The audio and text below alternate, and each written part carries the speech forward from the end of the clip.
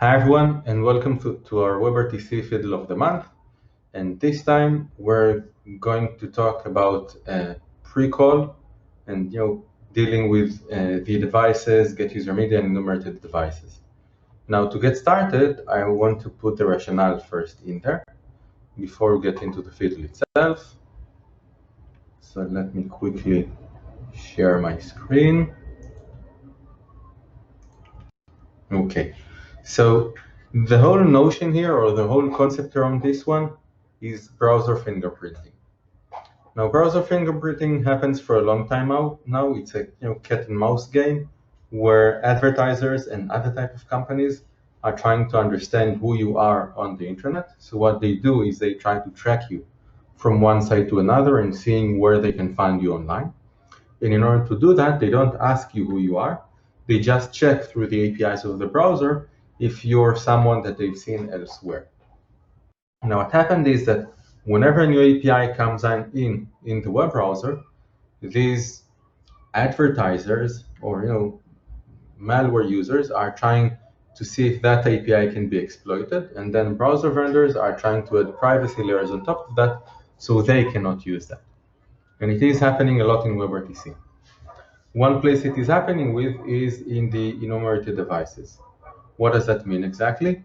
It means that I can go and check what devices you have on your machine, and by that decide who you are. Okay, and we can see that based on the usage. So if you go and check the Chrome API usage graphs for media devices, enumerated devices versus getUserMedia secure origin, you'll see that the enumerated devices happen a lot more than getUserMedia. Now, the only rationale behind using enumerated devices would be to show a user these are the devices. Okay, you have this and this and that camera. Which one do you want to use for this call? And then use getUserMedia to actually get that type of media. Okay, now this is rationale, but what happens is if I put them on the same graph, you'll see this difference. Okay, so getUserMedia is the blue line here, which is below 1% of pages online, which makes sense. Not every page needs WebRTC or needs video calling or voice calling. And yet enumerated devices is anywhere between 2 to 4% of the pages online. How can that be? Okay, the only reason is if we want to fingerprint users. Now there's an interesting thing here. You see this bump over here that goes from 1.5 to 4.5%. Okay, Fippo, is there any explanation for that huge jump here? What I've heard from the browser vendors was that there was a very popular tracking script that added enumerate devices at that date. And that caused this triplement in usage. Yes. And then they partially restricted the results of enumerate devices in Chrome 81 as a first step. And it has gone down a bit in usage since, but it seems that people are still happy with the invalid results. Yes. Now, all of this, why is this important? Because this resulted an upcoming change into WebRTC itself.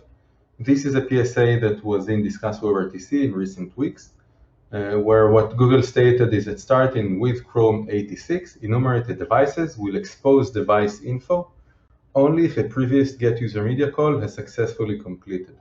Okay, so the whole workflow of let's get the device names and then use getUserMedia and then start a call, which is the best practices up until now, is going to blow up in flames. Okay, since then Google found out that that's an issue, so they retracted. It's not going to happen in Chrome 86, but we believe that this will happen sooner rather than later, and because of that, you need to be prepared. Okay, and being prepared means using a JS Fiddle to solve the problems or to solve that in your application. Okay, Sipo, can you guide us through the Fiddle that you've written for us this month? Yes. Share the screen. So it is quite a simple fiddle, 35 lines. It is what you would usually do at the beginning of your application.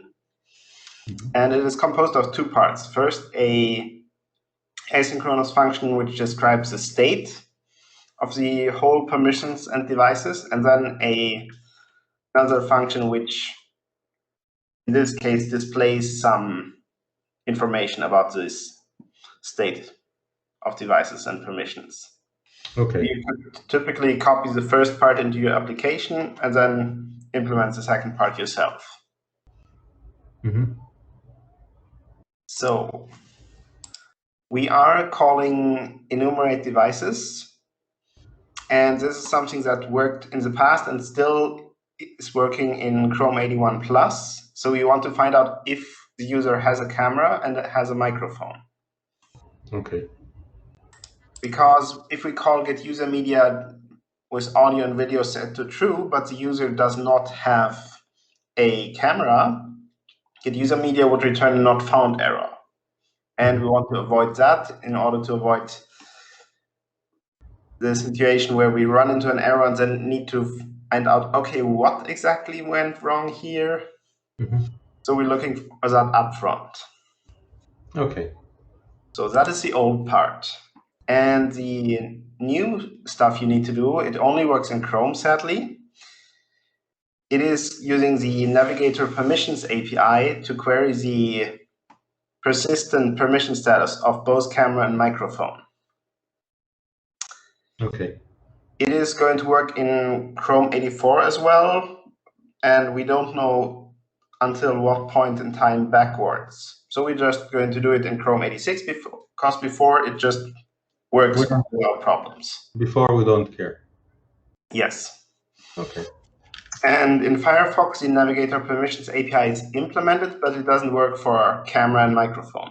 And Safari doesn't have this API at all. Okay, so what happens is this. I call enumerateDevices as I used to call it. In the past, it would give me the names of the devices, but now it won't. So if I'm in the future, which is the first part of the if, it's Chrome 86 and onwards, I just go and check if I have permissions already. And in the second part, if I'm in the old solution, what I'm going to do is just go and check that the kind of devices that it returned, are devices that are audio and video, and hence I have permissions for them. And the behavior before was that you had the label set even before getUserMedia was called. That is no longer true with the change that Google wanted to do. Yes. Okay. And now you return the tuple here with it has camera, has permission, has microphone. Okay. Right. And then the second part is simply acting on that information. So if you have a camera and you have camera permission and you have a microphone and have microphone permission, you can just call getUserMedia because you don't want to have another button that the user needs to click before you call getUserMedia. Okay. Because what you want to avoid with all this is the browser showing a permissions dialog for getUserMedia and then the user clicking disallow. Because getting out of that state is pretty hard in Chrome. Yes, that's true. Okay, and then if I either have one of them, then I need to decide if that's good enough for me. Okay.